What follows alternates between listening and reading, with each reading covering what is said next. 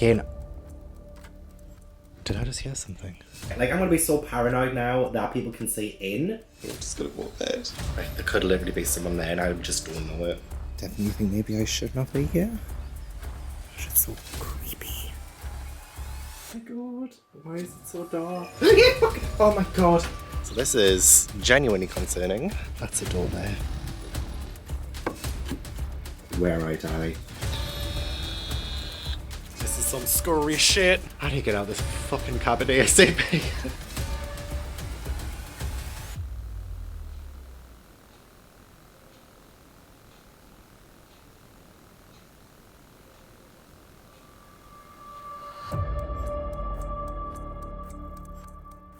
Hi everyone, welcome back to How to Train Your Gavin. I am doing what dumb horror movie characters do, and that is renting a cabin in the middle of the woods by myself. So look, I've been saying for a long time, aka since around about February, that I want to get more into my horror era, and I genuinely think that this might be the turning point for me, because I am going in the middle of the woods, essentially. So by the end of this vlog, the question will be, will I survive and what will be left of me? Who knows if this vlog will even go up, because I might get murdered. You know, you just don't know these things. The risk you have to take. You're probably wondering, what is the purpose of this then? Why the hell are you putting your life in danger? Why are you putting your life in danger, girl? Well, it is a very special day today. It is Wednesday the 27th of April, which means it is officially the start of Spring Flingoween. And you're probably wondering, Gavin, where's this Spring Flingoween shirt? So I accidentally got a stain on it, and get your mind out the gutter, because I got that stain during my Heartstopper reading vlog where I had Domino's pizza and slopped. Look at this. I've accidentally slopped. You probably can't really see it that well in this lighting, but I slopped. But I haven't been able to get that stain out since, so I took it to a professional, aka my mum, and she has managed to get the stain out, and I'm getting picked up by my sister, my mum, my niece and nephew. We're driving all the way to this cabin, and she will be dropping it off in round about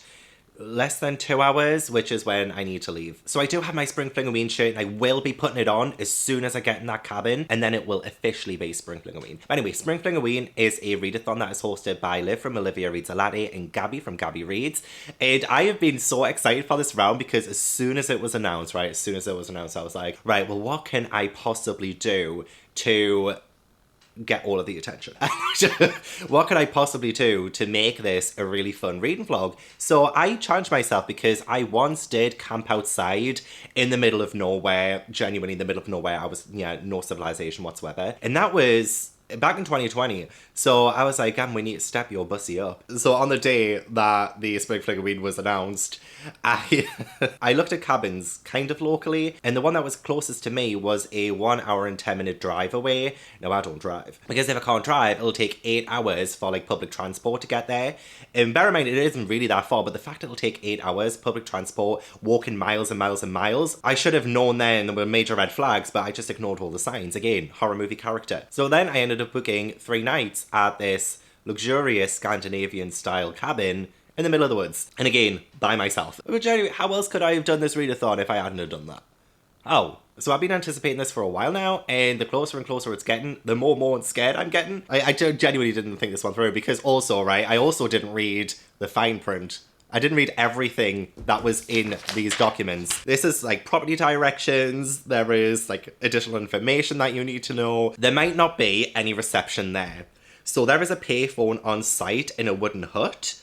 So that is like external to the actual cabin. It's like outside of the cabin in a wooden hut. There is a payphone. And that is because there is very limited mobile reception. I'm gonna have to leave the cabin if I want to call anybody. Like, amazing. And then there are also 3 internet passwords, but due to the location, connection cannot be guaranteed. So I might also be there without any internet. And I was kind of flirting with the idea of doing daily vlogs, mainly because Liv threatened me a knife point if I didn't do it. But I don't think I can, because I might not have any internet. And I really want to do some like Patreon reading sprints or something while there, and I don't know, like some kind of movie night, horror movie night there as well. Just something to really make me shit myself even more. Well, I might not even have any internet. Which sounds ideal, honestly. Like, I would love to just get away and get rid of the phone, get rid of the screens, just like immerse myself in nature and reading. But I'm by myself. Again, I'm by myself. I wouldn't be that bad if I was with someone else, but I'm by myself. I might need someone. So, what am I going to read for Spring Flingoween? I mean, there are reading prompts, but I've already forgotten them, and I don't know if any of my books fit for it. So, that's a good start. Whenever I participate in readathons, I just ignore the reading challenges, to be honest.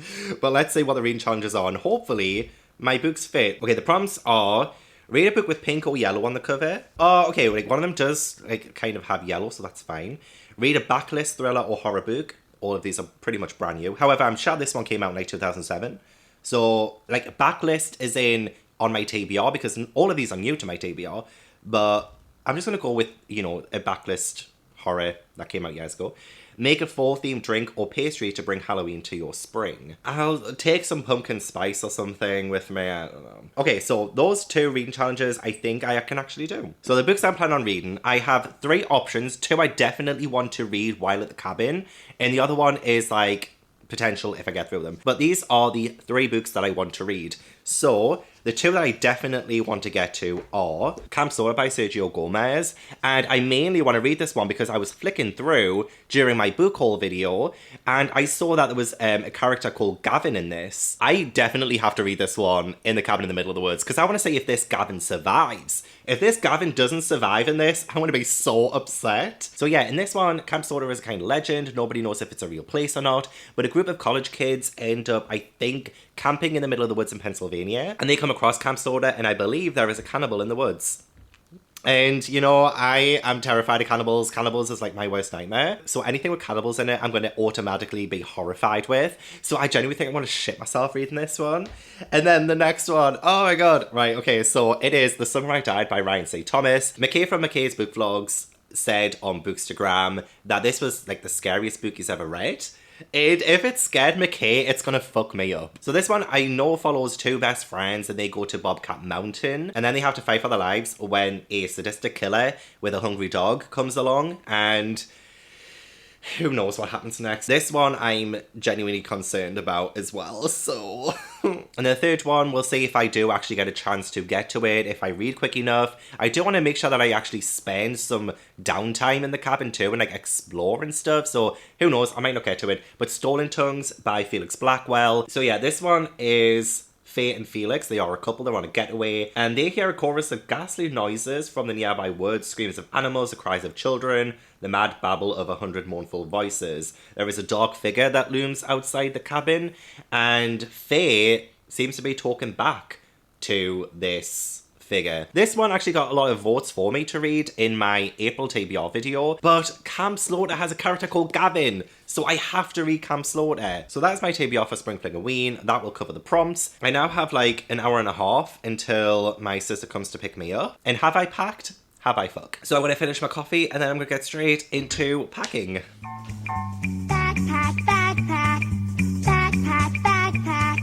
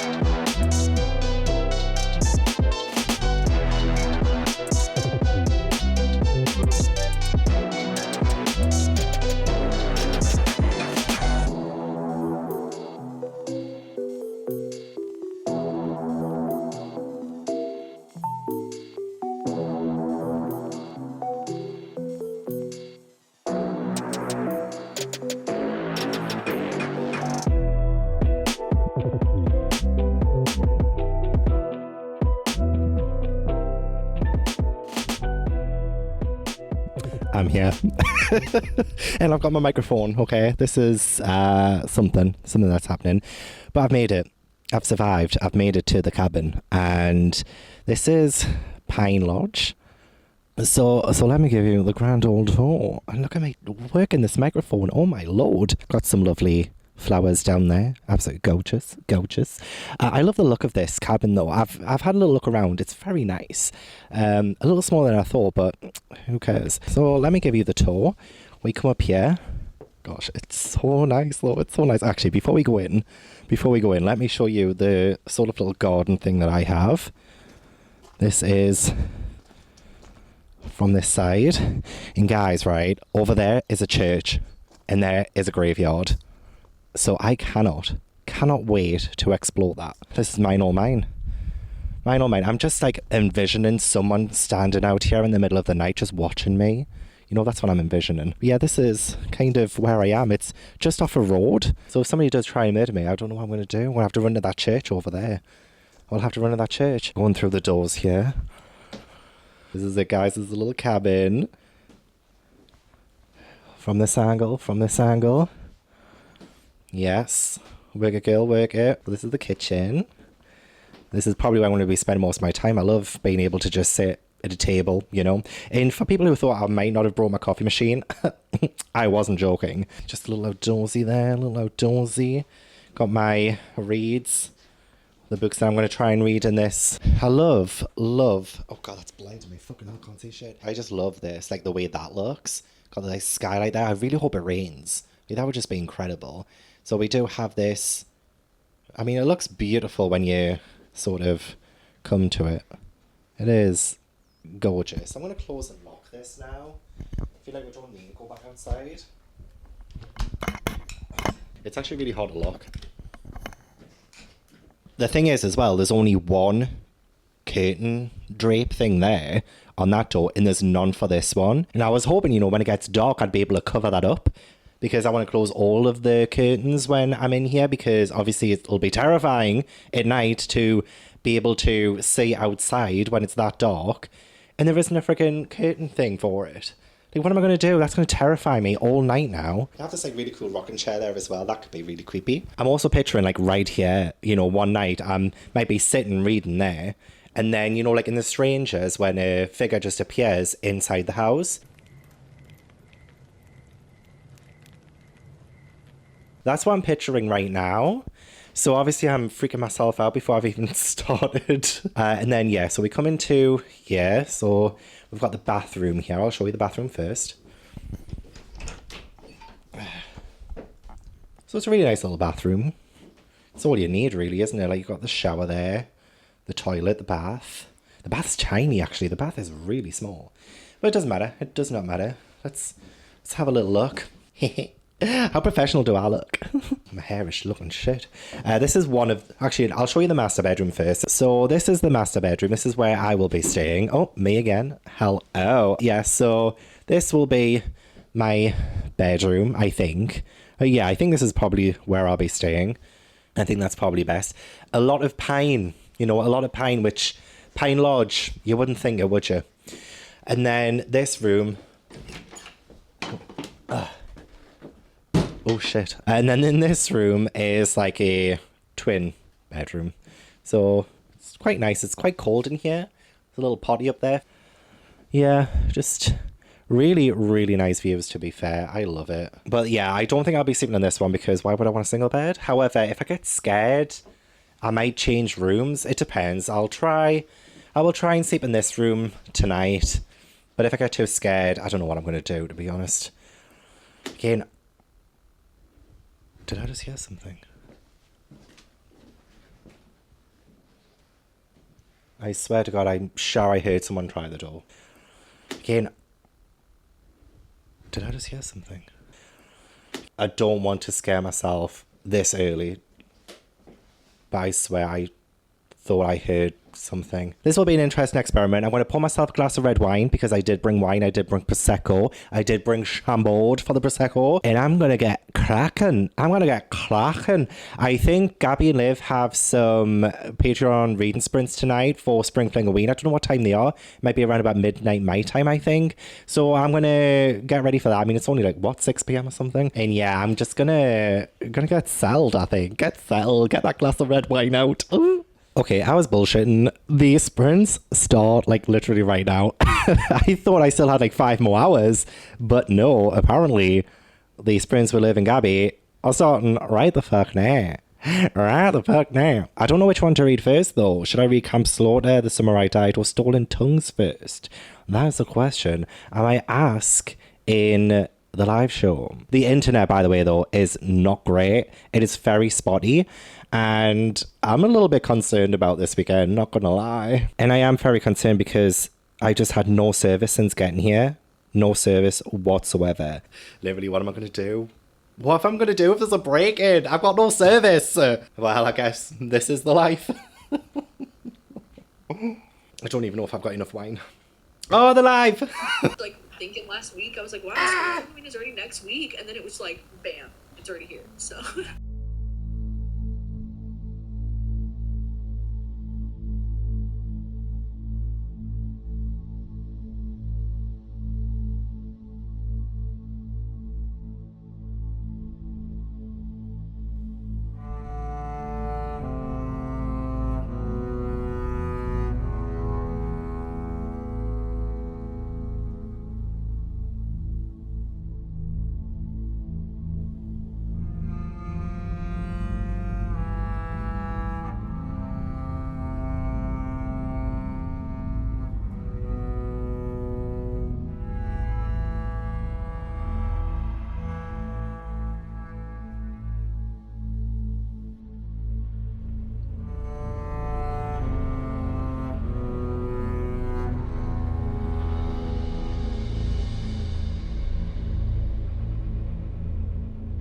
I've ended up joining Liv and Gabby on their Patreon reading sprints, and oh my word, my connection really is crap.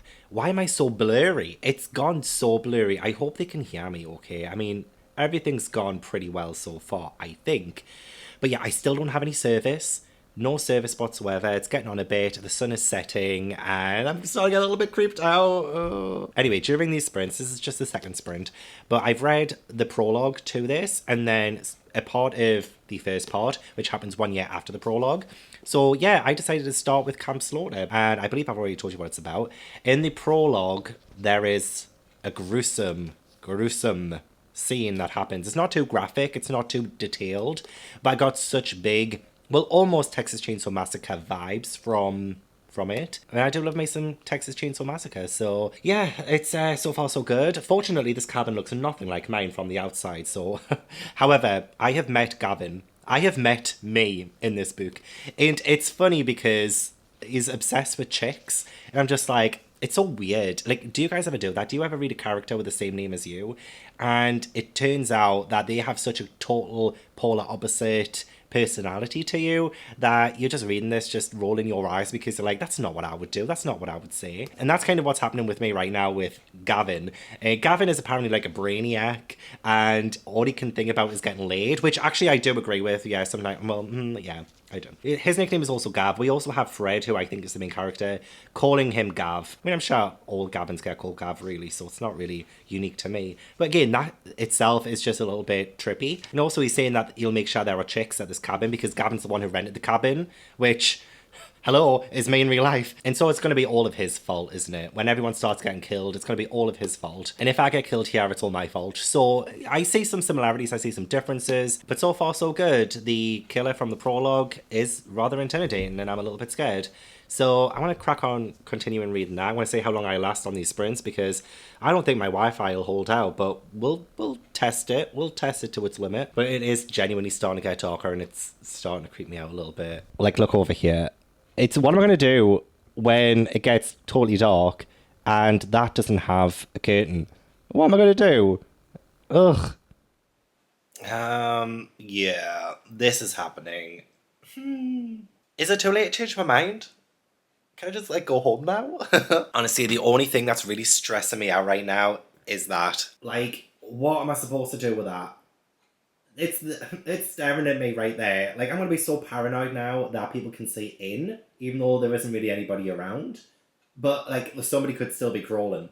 Somebody could still be crawling around, and that just stresses me out. Like, I just want something to cover it. Do you want a tour of the cabin, but with all the lights off? Oh my god, I want to freak myself out. I'm literally gonna freak myself out. I am still reading Camp Slaughter. I am over 100 pages in now. I will let you know what that's like when I get all the lights and stuff back on. But yeah, oh my god, let's do a little tour of the house, of the cabin without the lights on. Oh my god, I can't remember which one. It's the light. Oh, I think it's that one. Oh my god, this is so scary. Okay, I've got my little lantern as well. I'm just gonna put that on now, just so we can just do this. Oh my god. Oh my god. It's literally terrifying. Oh, I just have a vision of me going outside. Oh my god, that's just my reflection. Thank fuck.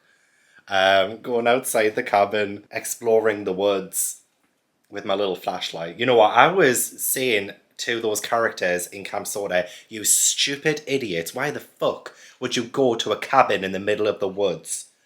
Are you dumb? Are you dumb? And then I looked at myself in the mirror and I was like, Mish, hypocrite, who are you, Christine from Sound Sunset? I went, you know what, I'm going to turn you around so you're not actually on me. I swear to God, though. I swear to God, just that.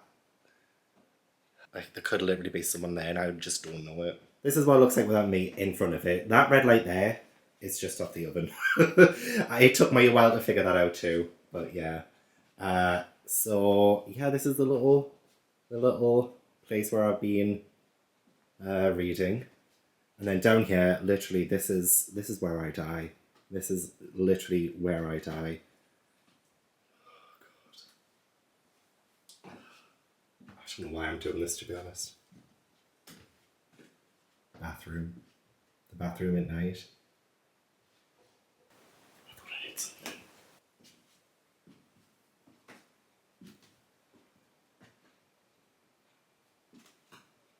I mean, the fridge is quite loud. So it could just be that, but I swear. And also these skylights as well. I just have a vision of someone just appearing at one of these skylights. Oh my god, I'm like seriously creep myself out. Okay. Let's go to a bedroom.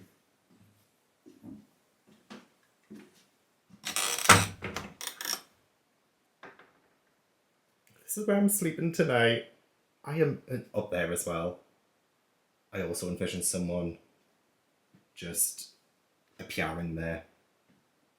I swear, I am going to sleep with the light on tonight. Okay, what about this one?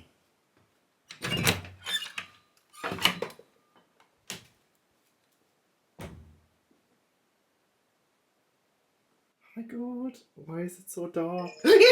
Oh my god, how dare! Oh my god. I was creating a thumbnail, so I would be like on top of my shit, and then I was on YouTube, and then I started watching the. That literally scared the shit out of me. Right, 2 seconds. I'm getting back on this live show so I can tell them. He's back. What the heck? I was in the middle of doing a tour of the cabin with all the lights off with my thing, and you guys came back from the frickin' sprint. You know how much I shit myself. There, and I heard the ding, ding, ding, ding, and I shit myself. I just came back. I've rejoined Liv and Gabby because they scared the shit out of me, and now I need company because I'm too scared. Anyway, I am still reading Camp Soda. I'm on page 110. This Gavin character, look, we're gonna have to talk. I'm not really a fan of Gavin. I really don't like Gavin, to be honest. And we just couldn't be more different, quite honestly. Fletcher says about him, he's still into getting pussy. His words, not mine. We're just very different. We're very, very different. Quite honestly, I wouldn't mind if he died. Which is kind of a... Oh, hello. Which is kind of one of the things I love about slasher books is that sometimes there are characters in it that you just really don't like. In fact, I don't think I like very many of the characters. None of them have really stood out to me just yet, but I'm interested to see how each of them die, essentially. I want to know how Gavin dies. He's got to die, right? He's definitely dying. But at the same time, saying that out loud makes me feel a little bit sick.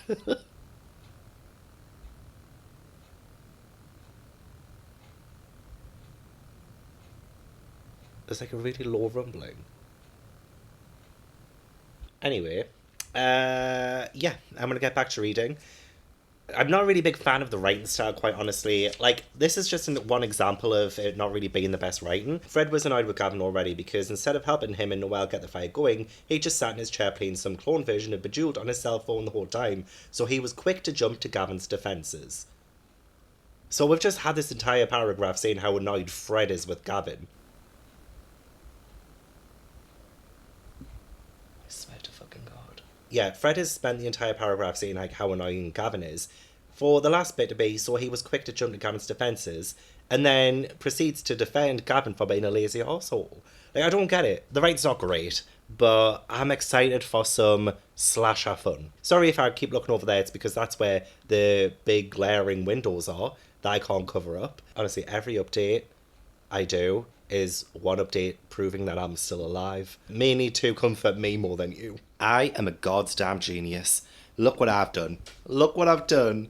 Okay, so what I did was, because all of this was on the one side, right? So I thought, oh, maybe that's supposed to go all the way along, and it's just on the one side because, you know, during the day, you'll want to get in and out, right?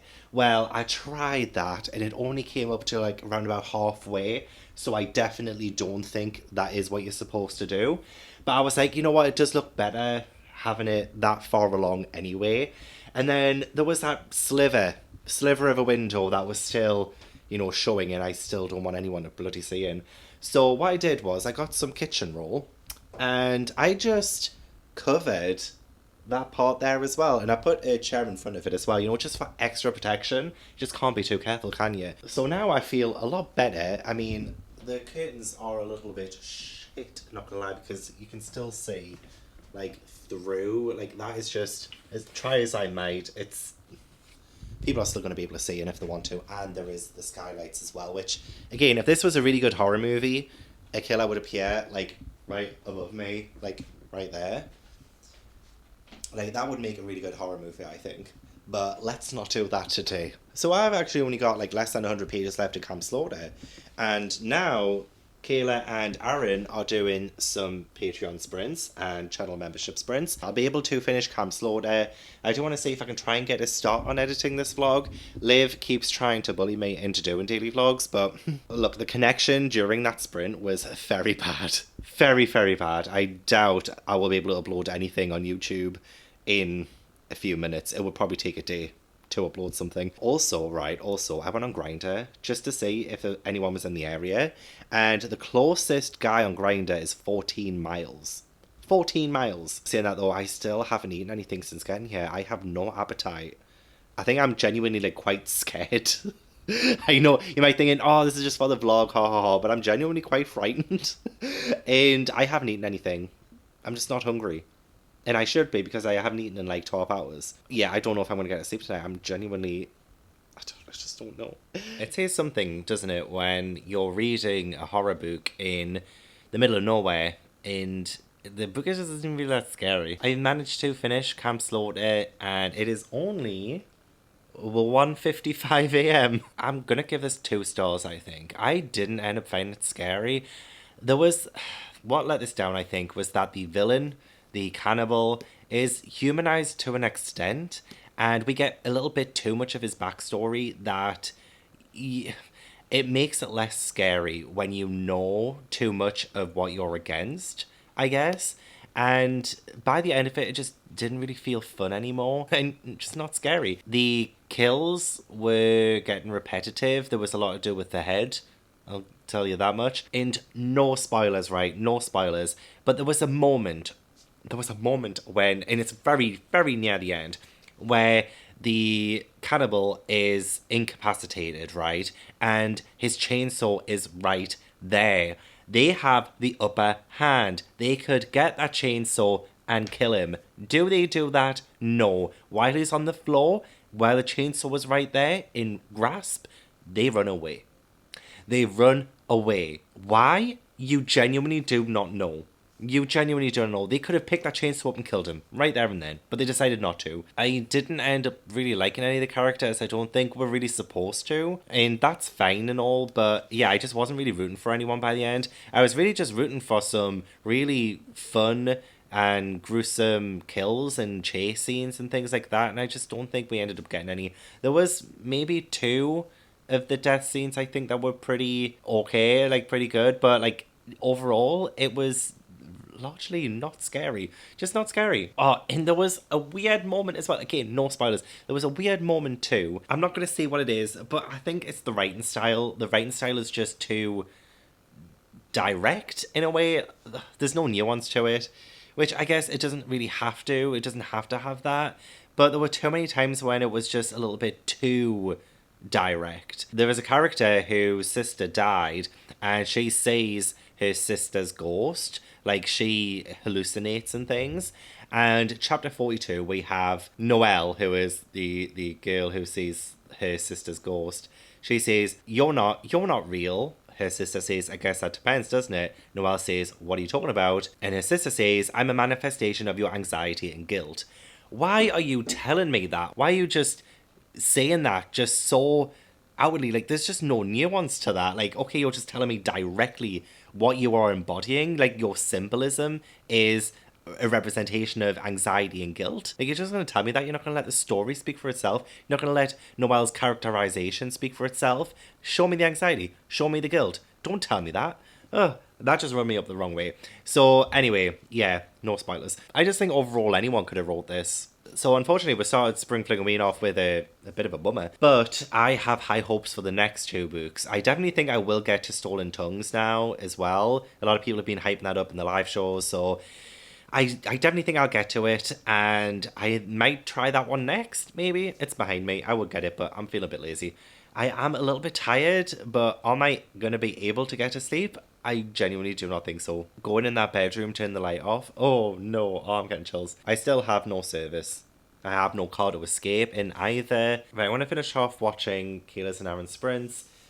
I'll see how tired I get, and then I will try and go to bed. Sprints for Kayla and Aaron are done, so it's time for bed. I'm worried for nothing, okay? I'm genuinely worried for nothing. Let's just go to bed. Let's go to bed. So I'm going to turn the light off in here.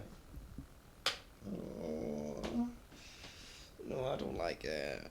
I don't like... Oh, but not bad lighting, though, really. I feel like, should I just leave the light on? So if anyone's, like, passing, they'll see that it's on.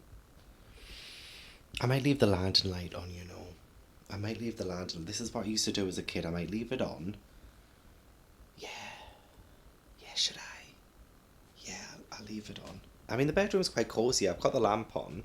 So the bedroom is cozy. Apart from that fucking window up there. Honestly, I just want something to cover it. Because just the image of someone's face in that window is making me stay awake for the next 5 hours. I just know it. I'm just gonna go to bed. I might keep this camera on all night, you know, so that if somebody does come in, I'll know. The idea of coming here was good in theory. Now that it's actually happening, regrets. I don't think I'm going to turn the lamp off. I genuinely don't think I'm going to turn the lamp off. Because this is what it would be like if I turn the lamp off. No, absolutely not. Absolutely fucking not. I know, I'll put my bags in front of the door so that if somebody opens the door during the night, I'll hear it. I don't know what I would do then, but at least I would hear them coming.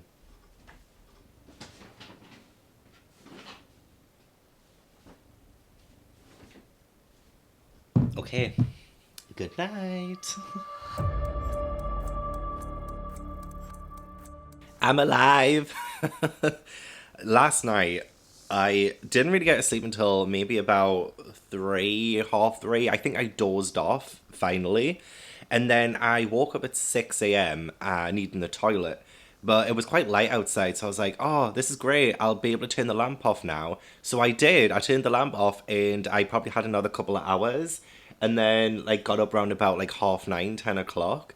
And I want to get up earlier next time. I want to, like, see the sunrise. And I'm hoping maybe tonight I might feel more comfortable going to sleep. But I did sleep with the light on all night, and it was fine. It was fine. Now I've survived the first night. Maybe tonight I'll, will go to bed a lot quicker. Who knows? We'll see. But, it's been nice and chill so far this morning. I popped my coffee machine on, made myself one of my homemade coffees, and it just feels like being at home, really, other than, you know, being in the middle of nowhere. But other than that, it just feels like being at home. So what I'm going to do now is, I'm not going to read until a little bit later on. I'm going to go for a walk, I think. Maybe in like an hour, I might go for a walk. And there is this guest information packet, and there is suggestions for what route to take when you walk. Okay, there is the Sacred Mountain walk, or there is Rothbury Terraces walk. It even tells you like start, how many kilometers you should be, and like how to get back. Oh, it's 7.8 miles? Are you kidding me? Absolutely fucking not. What I want to know is, how do I get to that church? But I do want to get to the Sacred Mountain. That sounds like the perfect place for some murder. I might go to the like half a mile then, and then just turn back. We'll see how we get on. I'll bring you guys with me, of course. But yeah, I should probably take this out so I don't get lost. There's no my luck, I probably will get lost. Again, there's no service. Oh shit, there's no service. I still have no service. So when I'm outside, out and about, I won't have maps. Maps won't work because I won't have service. So the danger of getting lost in the woods is actually real. I now seem to have a headache. Great. Their closest like supermarket is 8 miles away, and that will take 4 hours to walk, so I'm not going to do that. I'm just going to see if nature will restore me and get rid of my headache. So we are about to leave now for this walk to the Sacred Mountain. I am very, very scared. Also, have you seen this bell?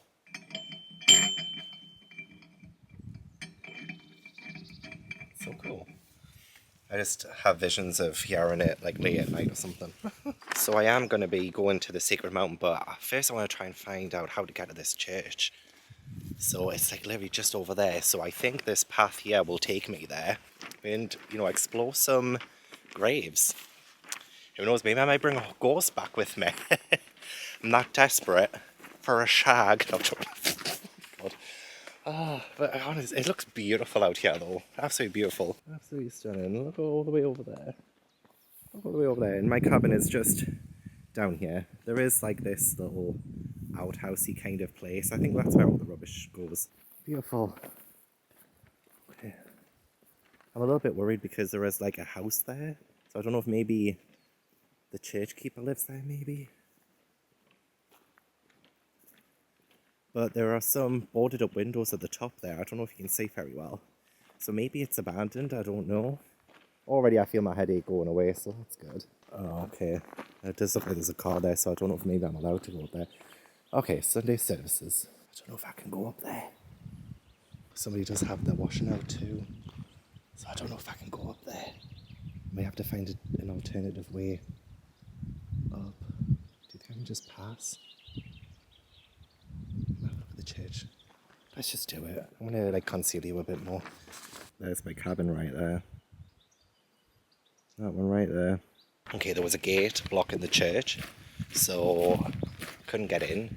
But surely, you should be able to get in. Churches are public places, right? I might just need to find another way through. You know what, like screw the Sacred Mountain thing, I just want to find out how to get this church and graveyard. So maybe I can go like around and then up the hill and then down that way maybe? I genuinely don't know. I don't think I'm supposed to go this way because like this is not really a path. And yeah. Oh, there's a footbridge there. Is this what, actually, is this what this is talking about, this map thing? It says cross the footbridge and turn left. I genuinely think this is not what I should be doing because this is a bloody road. Well, there aren't really any cars around, so I'm literally on the road. I don't think I should be going up this way. Maybe if I go the other way from the cabin then, maybe there's another trail I can take. Okay, the car from that house is leaving. It's actually driving away.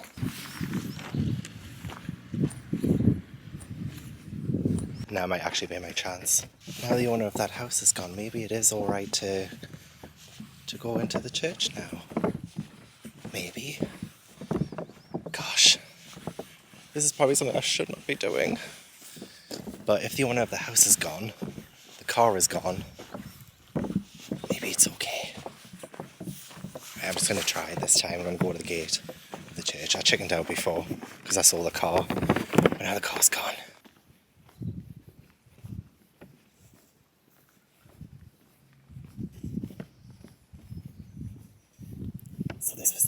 to before. I thought, it's closed, maybe I shouldn't be allowed in.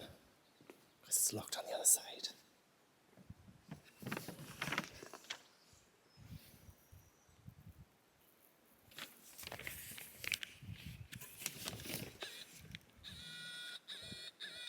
See those crosses there as well?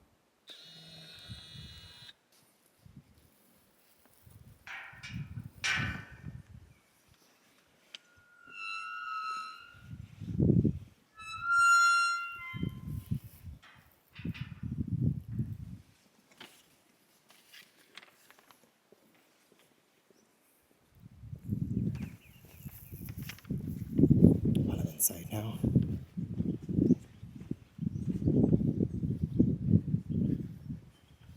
And there's my cabin, just over there.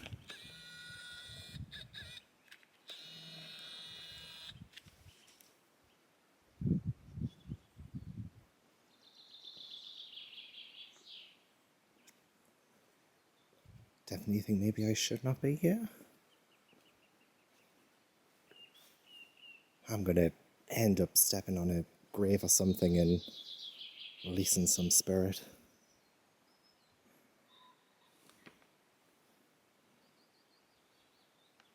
Doesn't look like there's anybody here at all. Died 27th of February 1841. A lot of these graves I just cannot tell you what it says. Because the writing is just so, like, faded. What does this one say? In memory of George, son of George, died February 2nd, 1769. What, age 3 years and 8 months? Oh no. Oh, that's so sad. Oh, we've got a more recent one there, 1943 to 1963, in memory of John. So this graveyard is still used.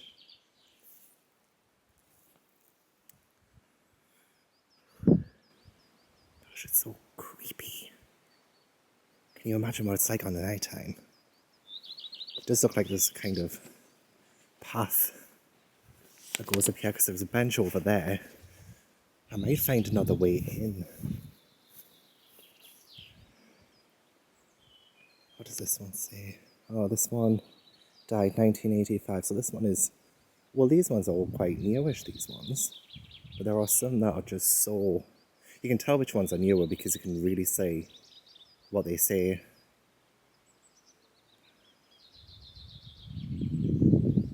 Oh my god, that cow is licking that pole over there. So this is genuinely concerning. So it's not like this is private because, well, it's a graveyard in a church. I don't think I could live anywhere near this though.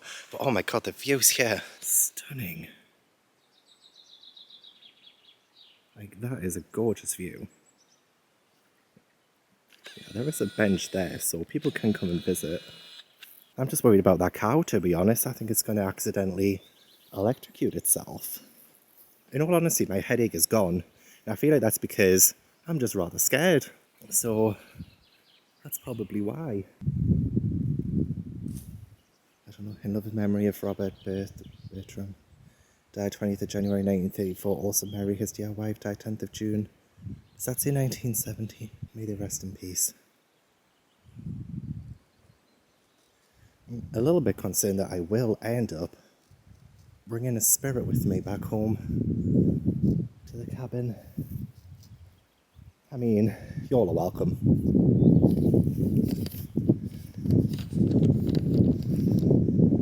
I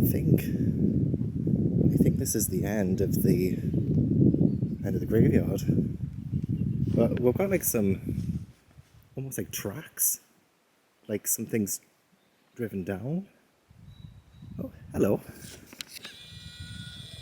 That one's looking right at me. What you gonna do? What you gonna do? Oh gosh, that one's very close. I'm a little bit scared. Hello. Hello. Probably just judging me, aren't you? Oh, and you as well? Are you just judging me? Are you thinking, what an absolute twat? Is that what you're thinking? Well, I think I've had enough of the graveyard, to be honest. But yeah, it looks like the only way in is pretty much through the front. There is a gate there, but looks like there's some like barbed wire as well. So quite possibly not the way out. When I get back to the cabin, I'm going to research the church and see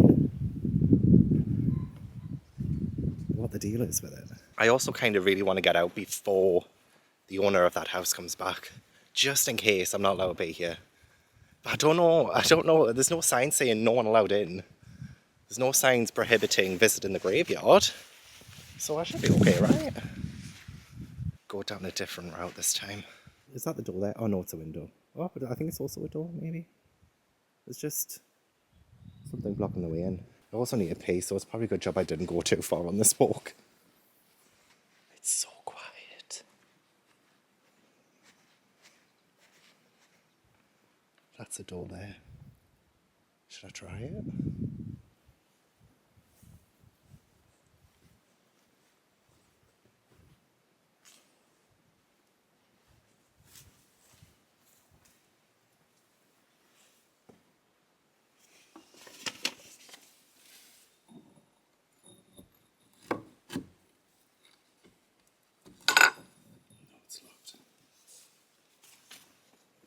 Yeah, I think it's time to leave. I've freaked myself out enough now. What is this though as well? Can't really see what's inside. Because there was some writing inside, but the stone's covering it. Looks recent though.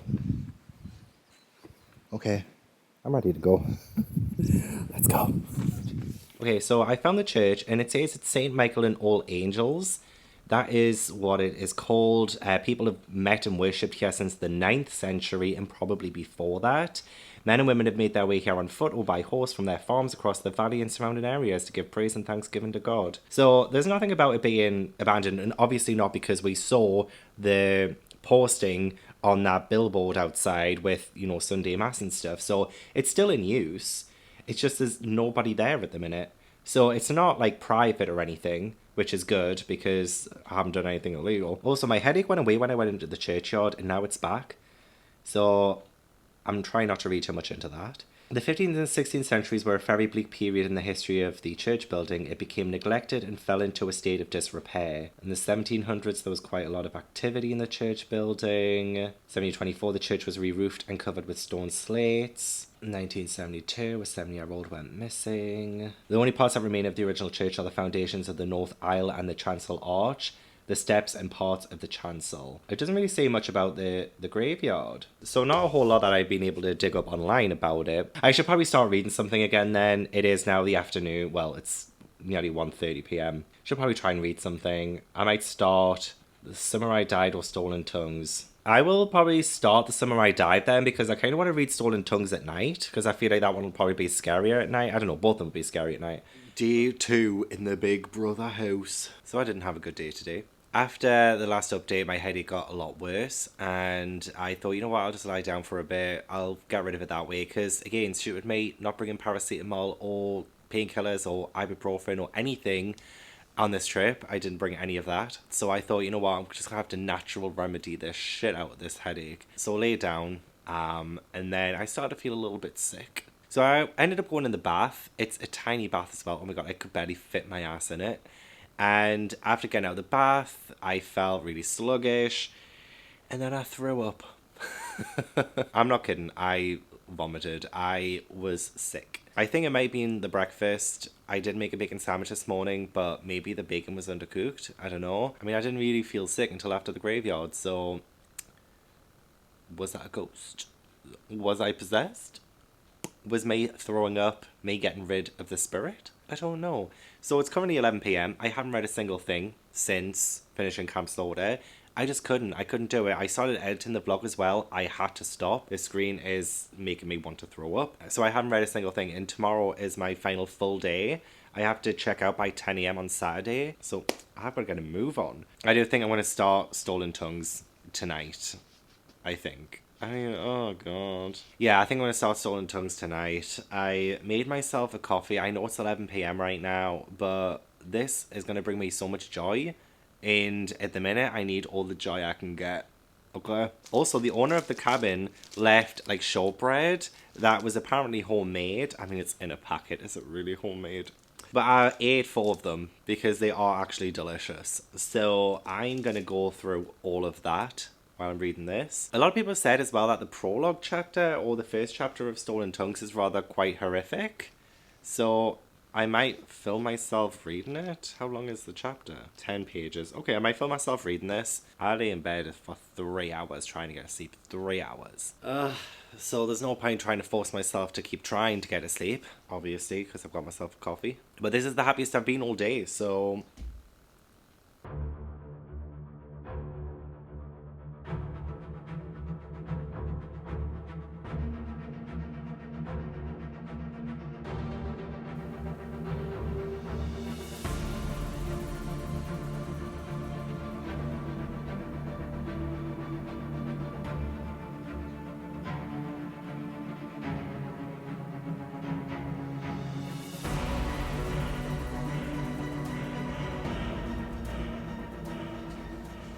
Yeah, that prologue was very creepy, thank you very fucking much. Oh my lord. That was, yeah, really intense. Why is nobody doing like reading sprints right now or something? It's just to keep me company. I can't host them. My internet keeps clunking out when I try. I'll put some ambience on the laptop. Something cheery, something upbeat. Yeah, there was a parrot in that prologue that kept saying things, and you know, it sounds like sounds like I need a fucking parrot. Actually, no, that would probably make me worse. That would make me worse. If I had a parrot in here right now and it started saying knock knock and warmer, warmer, cold. Oh my god, I've just freaked myself out. I wasn't gonna go to sleep anyway. I know I asked for suggestions for what to read in a cabin in the middle of nowhere, and you guys delivered on that front, but just think next time. I'm already loving this more than Camp Store. This is gonna end up being a 5-star if this continues to be as creepy as it is. Also because of the added element, the fact that I am in a cabin by myself. I'm not gonna lie, I think I'm gonna ring my sister in the morning and ask her if she can pick me up before tomorrow night. I don't think I can do another night here. I genuinely don't. It's only midnight at the minute. There is obviously still time I can go to bed, but sunrise is at 5:30, so I might see if I can stay up until then, and then I'll feel safer when it's light out. So at the minute, I'm still like, I'm a little bit scared, so I don't really want to go to bed because I'm scared. But obviously this is self-inflicted, so don't feel sorry for me. I could do something that won't freak me out. I'm also starting to feel sick again, which is not good. I wouldn't be as bad if I just didn't feel sick, and I feel sick. At least the headache's kind of gone. Yeah, I don't think I can do another night here. I mean, I can still spend like the day here tomorrow because I'm leaving Saturday morning anyway. Like first thing Saturday morning, I have to be up and check out by 10 a.m. Even though I don't know how they're going to know I'm going to check out at that time because there's no reception or anything here. But that's essentially when I have to leave anyway on Saturday. So I might as well just go tomorrow night. Yeah, I think I'm going to go home a night early. If my sister can pick me up. If she can't, it's just going to be another night of me not being able to sleep. But some really creepy and good stuff has been happening in this so far. Like, honestly, if this was any other situation, I'd be eating this up. But yeah, they're hearing voices and things, and Faye is asleep, and Felix walks in, and she's, like, talking to the people outside. And there was a really creepy moment where there was, like, a woman at the window. Yeah, and there's, like, a guy, and there's a child singing as well. I'm gonna start crying. I'm actually legit scared. All the windows are, like, boarded up and stuff. But all the windows and things are covered, apart from the bloody skylight, which again, and that window up there. Which again, I'm telling you, I'm freaked out about those. But this is doing the job, and I'm going to continue reading, even though I definitely shouldn't. It's 2:15 a.m, and I've decided to try and sleep. I was going to try and wait until sunrise, but that ain't going to happen. I managed to make it to page 114 in Stolen Tongues. It's really, really fucking creepy. It's just the things that she comes out with. Oh, God, I feel really bad for Felix, actually. But, yeah, it's insanely creepy. So, yeah, I thought the best option was to try and get some sleep. See if that helps. I'm going to sleep with the light on again.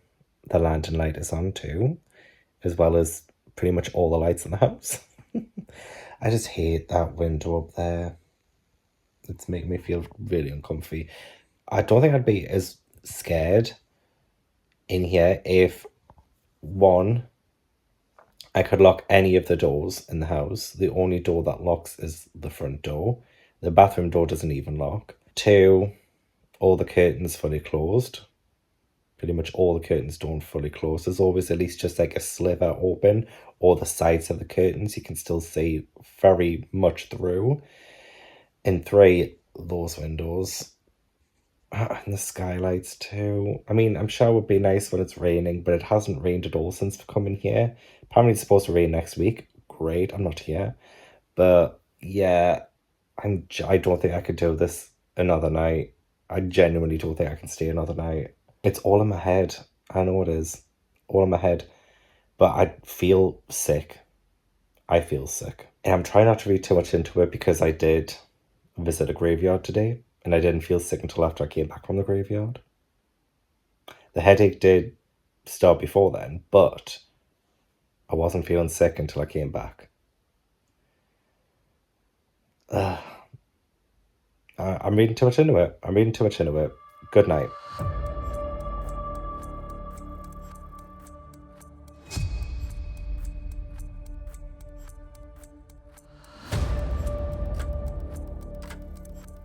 Yeah, so my sister's picked me up at 7 p.m. tonight. It's only 12, so I've still got like another 7 hours in the cabin. But yeah, I couldn't really sleep last night again. I mean, to be fair, I did just have coffee, but that's not the point. The point is, I just can't sleep here. I genuinely can't sleep here. I think I got a little bit more sleep time than I did the night before. There's somebody mowing the grass in the graveyard as well. So it's a good job I went yesterday, not today, because I would have gotten caught. But ignoring the noise there, I'm gutted. I'm so gutted that yesterday was a waste. But I was sick. I was probably possessed. I just don't know. Well, it'll be nice to be able to get home tonight. But that means I have a deadline. I have just under 7 hours to finish Stolen Tongues. And it is 306 pages. I'm on page 114. I do believe I will finish this. I was genuinely scared last night. There was a bit wind and it sounded like someone was whistling outside my window. So that obviously contributed some fear in me and prompted me to... Because I was thinking last night, oh, you know, it'll just be, you know, a silly thing. As soon as I feel better in the morning, I'll want to stay another night. But I can't do another night. I genuinely can't. So... let's get Stolen Tongues read, and then, you know, there's still another full day of Spring Fling tomorrow, so I will read The Summer I Died tomorrow. So at least I'll still probably get 3 books read for Spring Fling. I just wanted to read all of them in the cabinet, just, I can't do it. Can't do another night. I apologise. I'm actually going to sit out here and read for a bit, I think, and hopefully he stops mowing the grass in the graveyard, like, ASAP, because he only just started when I came out. Because he knew I was about to film, the rude bastard.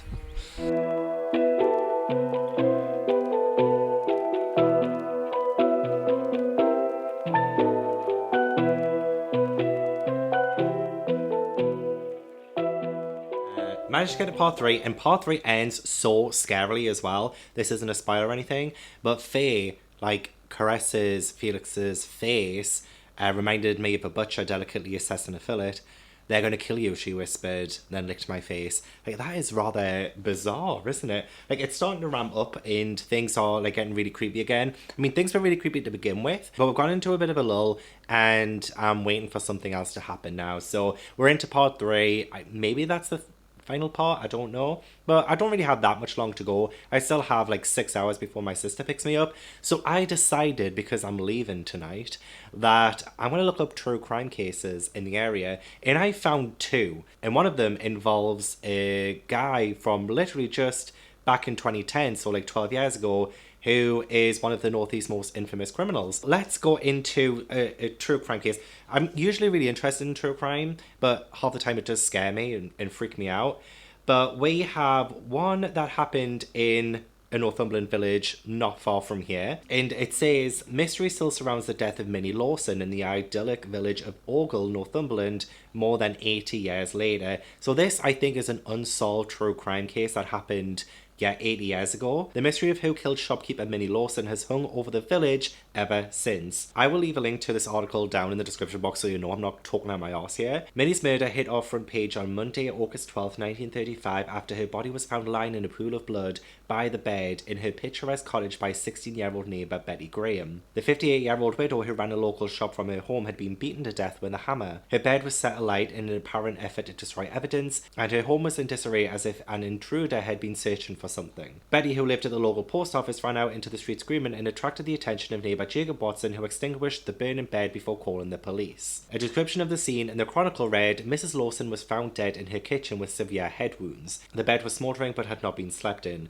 A quantity of paper had been set on fire under the bed. Minnie had lived in her home, Ivy Cottage, for 28 years, and her husband passed away 5 years before the murder. On the Saturday before August 11, Minnie opened her village shop. She stayed open until 9 p.m. when neighbours saw her shutting up. At around midnight, police believed she opened the door to her killer. After questioning residents about strangers seen in the village, police were quick to reveal to the Chronicle that they were hunting 3 men over the killing. And officers mysteriously announced that one of the suspects they were looking for had glaring eyes, while another one was described as being a very fast walker. Where did they get this information from? Like, how did they come to that conclusion? As the investigation wore on, 2 suspects were ruled out, and detectives began to explore the theory that Minnie had been killed by a local. Neighbours said she would have unlikely to have opened the door to someone she did not know. And after questioning everyone in the village, detectives had learned that locals had found it odd that Minnie was so conscientious about locking her door at all times, leading to the rumour that she was keeping a stash of cash or something else hidden of value in the cottage. No one was ever charged with Minnie's murder. The village's tranquility and innocence was broken, and residents began to lock their doors at night for the first time. I mean, I know 1935 was a totally different time, but I mean, lock your doors at all times. That door's always locked,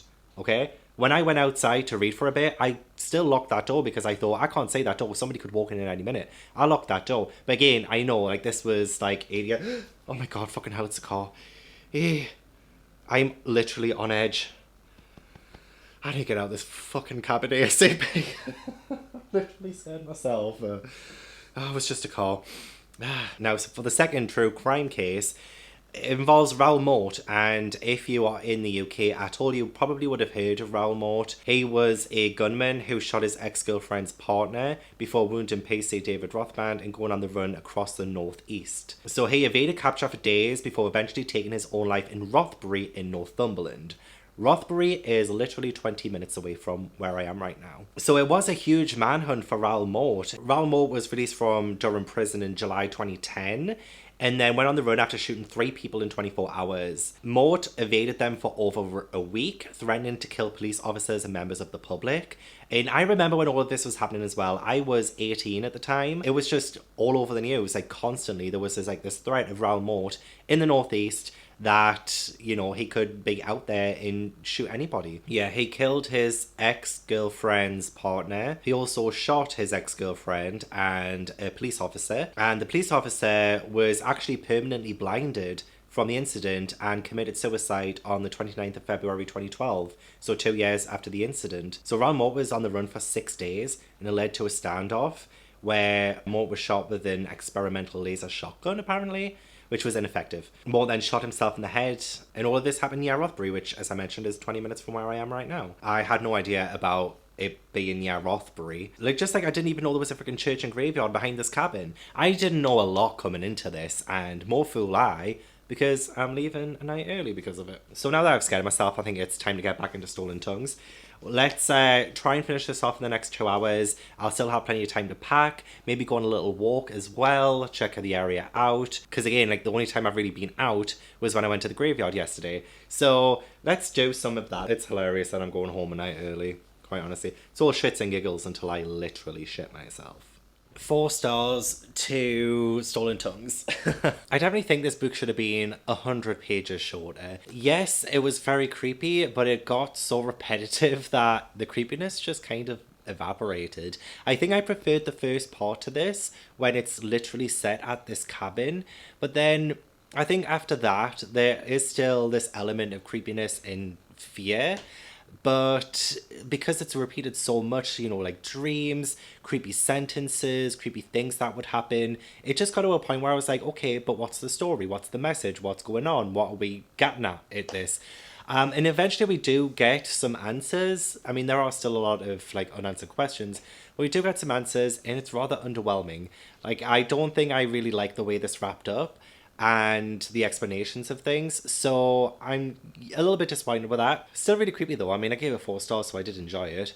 There are some Native Americans in this, and I don't know if it was done very well. However, I don't really like the way that they were just there to tell a scary story, and that was like it. And other things as well, but I don't want to spoil it for you guys. So I don't know. I was expecting this to be 5 stars, quite honestly. And to be honest, the first maybe 100 pages, I was thinking, yeah, this will probably be a 5 star.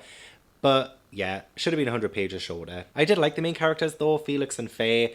I just realised as well it's by Felix Blackwell and the main character is called Felix. I did like them as a couple. They had some really nice touching moments between them and they felt real, so that was pretty good. And I do think the author had a really good way of setting up some scary stuff and adding the creepy factor to it with the atmosphere, and all of that was really fine and well done. But yeah, it just went on too long for me, and by the end of it I was just like, okay, I just need this over now so I can just move on with my life. So that is done, and I'm glad because there's still plenty of time before my sister comes. I'm starving now. And I think mainly because I barely ate yesterday because I threw up. And the day before that as well, I didn't feel like eating for a long time. Yeah, I just need to eat something, get something on my stomach. I desperately want to read this though by the end of the vlog. I'll probably end up reading this at home because I don't have time here. I genuinely need something terrifying and really scary. Like something that'll stay scary throughout. Stolen Tongues, yes, it was. And it really creeped me out to begin with. And it was doing its job so well, especially since, last night I could barely sleep. But after, the first 100 pages, I was like, oh, okay. But yeah, I think because this one is only 200 pages, I think it's the perfect length. So fingers crossed, I will enjoy this one more. Definitely get it finished. We still have another full day of Spring Fling Halloween tomorrow, so it's fine. It's fine, we can do it. But yeah, I need something to eat, like stat.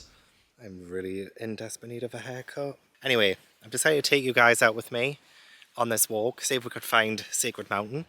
But I doubt we will get that far. Look at this beautiful river. It's so relaxing. I don't know why I didn't come out here earlier. Well, I know why, because yesterday I was throwing my guts up. Just over there is where the church is, right? I think there is a gate leading directly into the graveyard, like right there. So that would have been like a much easier way of me getting inside than, sneaking in front of the church keeper's house. Just listen to the sound of it though.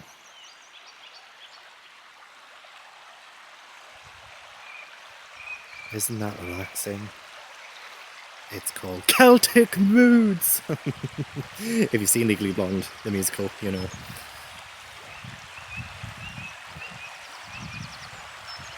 Oh, I could have literally just gotten a chair and sat here to read. Like, that would just be so incredible.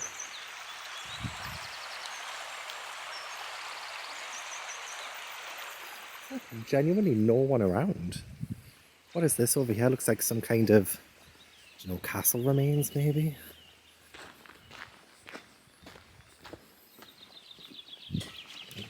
Oh god.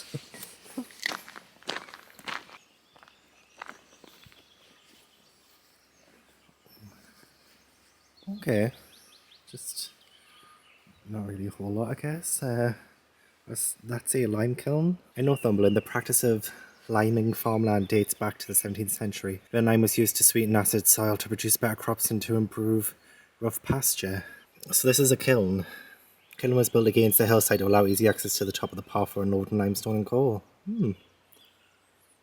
Interesting. It's very nice. Kind of hoping there would be stairs or something to some kind of tunnel. That would have been pretty awesome. It's a little scary. She'll go inside. What's that? Nothing. This is some scurry shit. The trail back to the cabin. But we ain't going that way just yet. Let's continue on. See what else we can discover.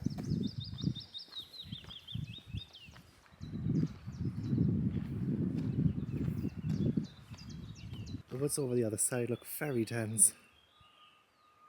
I'm essentially like in the middle of a valley. That's where I got my cabin, in the middle of a valley. Already out of breath. Probably shouldn't have. It was freezing down there. Now I'm sweating my tits off. I think this is the farm. I don't think I can go any further. I don't think I can go any further.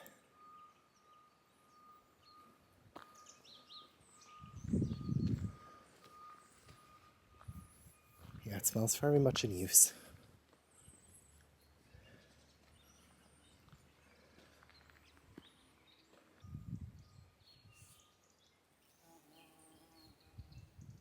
Well, that must be pretty much it. Because I don't think I can go any further than that because it's a farm. And I can't check maps because I've got no service.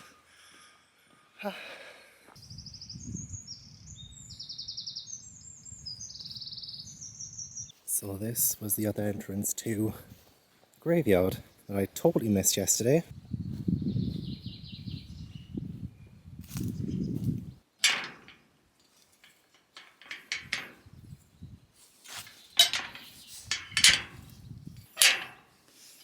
Maybe if I will lift. Oh, there we go.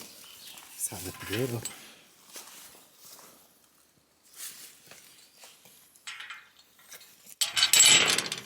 Can't believe I'm back in here.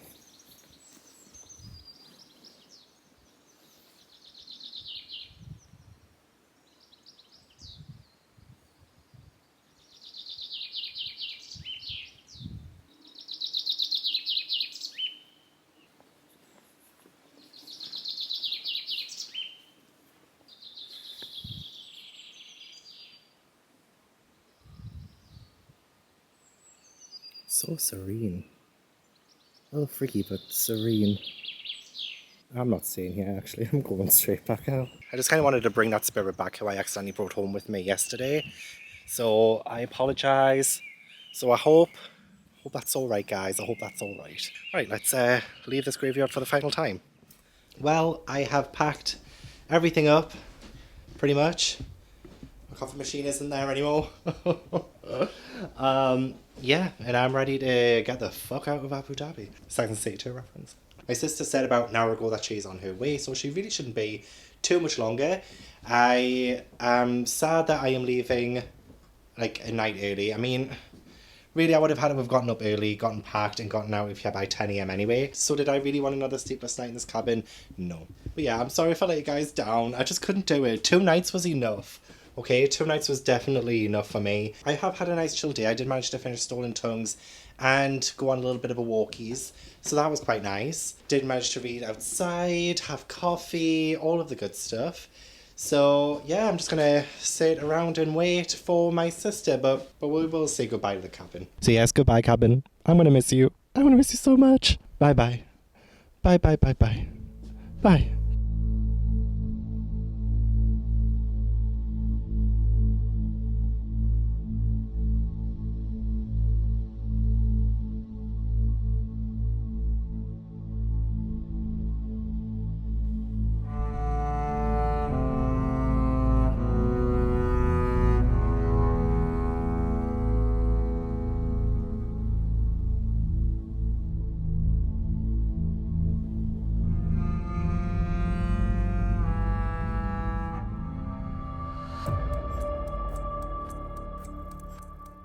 So me and my sister almost didn't make it home yesterday. So we left around about 6 p.m. and about 20 minutes into the drive, we were like in the middle of nowhere. And my sister asked me to pull up my phone because I finally had service. Oh, where's the nearest gas station, like petrol station? Where can I fill up? Because she only had 10 miles left.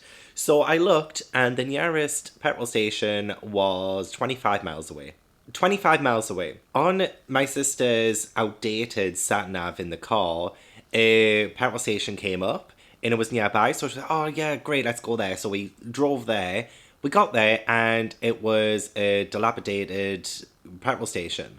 There were 2 bikers there as well and they told us, yeah, this has been closed for years. The nearest place that will probably have a petrol station is Pontyland and that is 20 miles away. So we were like, okay, we're definitely going to conk out in the middle of nowhere. The car's going to die. And I was sitting back thinking, It's that ghost. We did manage to drive to Pontyland. Like, we were running on 0 miles. 0 miles on the car, and we somehow still managed to get to a gas station. Thank God. So we filled up, and I finally got home last night around about like 8:30 p.m. It was just my luck, wasn't it? But yeah, I managed to get some sleep last night. I feel so much more rejuvenated. I feel better today. I don't really feel sick anymore. I still have kind of a feeling every now and then, you know, just in the pit of my stomach of this need to kind of vomit. But like, it's not really strong. It's not as strong as it was when I was in the cabin. So I think maybe I just like ate something wrong on that first day I was there. Unfortunately, it kind of ruined my trip. I'm honestly gutted. I would have been finished with this vlog by now. But I am going to be reading, because it is the final day of Spring Fling Halloween, I am going to be reading The Summer I Died by Ryan St. Thomas today. And I bet you this will be the scariest book in this video. And I'm not even in the cabin anymore. I might go to Starbucks as well for my fall kind of drink. I don't think they have any fall drinks on, but I can still peruse the menu. I can see what's nearest to a pumpkin spice latte or something Halloweeny on the menu. Yeah, and then that'll be the final prompt ticked off for Spring Fling Halloween. I've decided to take it to the bedroom. Oh, is that a fly? And I decided not to waste money on a Starbucks. Instead, I've made myself an iced latte. Does that fulfill the Spring Fling Halloween prompt? I'm 82 pages into this, and I'm really liking it so far. Things really start to happen at the end of chapter 8. In chapter 9 is when you kind of get a sense that there was danger, and then it's been a little bit full steam ahead since then. And we follow 2 kids. I mean, one of them's called Tooth, and he says some like messed up stuff. He says the F word, the N word, the R word, the P word. He's just not really a nice guy. However, his friendship with Roger, who is like the main character, it's told from Roger's point of view, is like really tight, and they are just like 2 best friends. And Roger is more mature, and he's going like off to university and things, and he has bigger dreams and stuff like that. So Roger is a bit of a nicer character to follow. And it is quite nice to see their friendship. They are both very different and yet are bonded together because of a whole kind of history between them as best friends. And so they have decided to go to Bobcat Mountain to, you know, shoot some stuff. And they come across a woman screaming, and turns out there's a madman in the woods who has these 2 hungry dogs. And now that that's happened, I'm now starting to get a bit of a sense of like The Girl Next Door by Jack Ketchum. Like, I feel like that's the direction we're headed in. And that book messed me up. It really scarred me. And I'm now dreading what's coming. So I still have like 100 pages.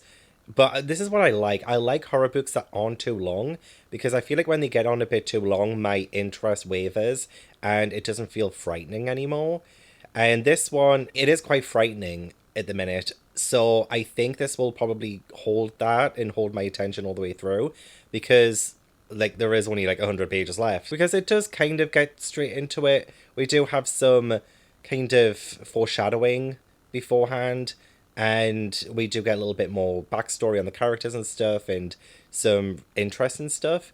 So it's so far so good, and I'm kind of glad that I'm reading this at home instead of in the cabin. So I'm going to continue reading this in bed, and I'll probably finish it by the next update. I'm very conscious of how long this vlog will be, and that will most likely be the end of Spring Fling Halloween.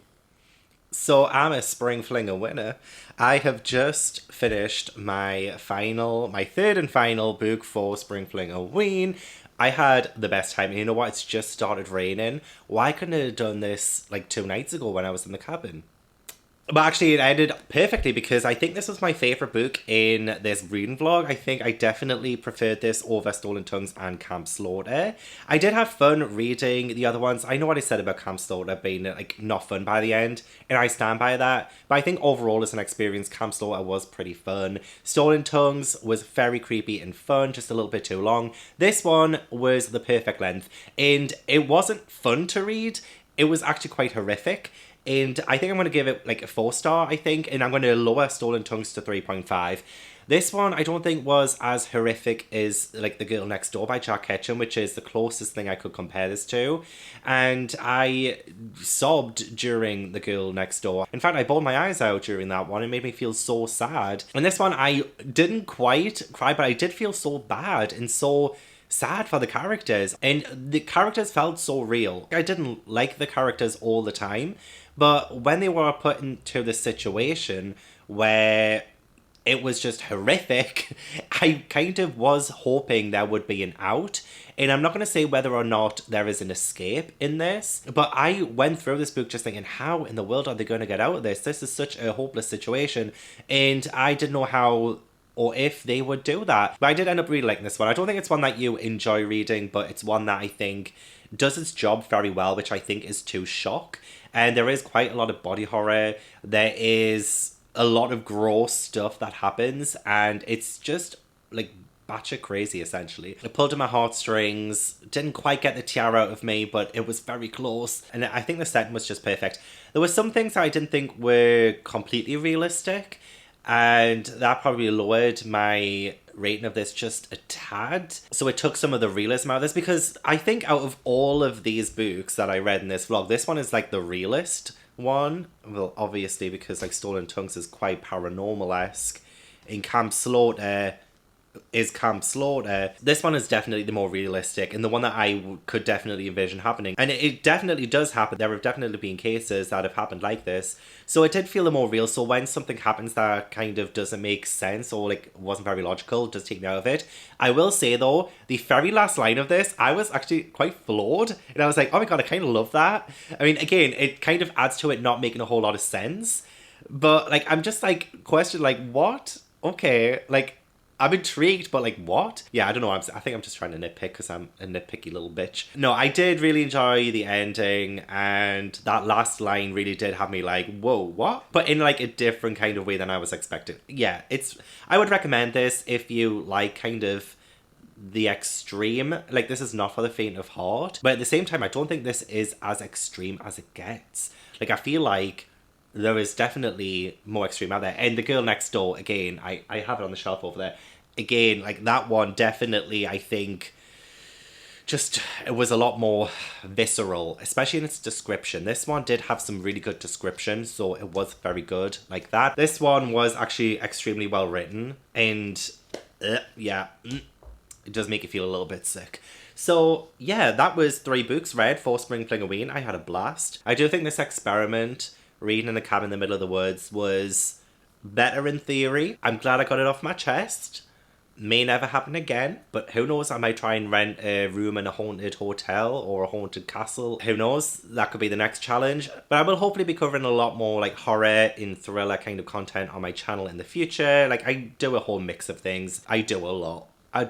So if you want to subscribe to see all of that, then please do. And give this video a like too if you enjoyed it. That would mean the world to me. And yeah, thank you so much for watching. I really appreciate it. A huge thank you to my patrons for being incredible people. If you want to join my Patreon, you can do that in the description box, or you can follow me on any of the social media links that are down there too. No obligations, of course, but they're there if you want to check it out. Leave a comment down below. Let me know any of your horror book recommendations. If you've read any of the books I talked about in this video, let me know. And I will hopefully see you in the next video.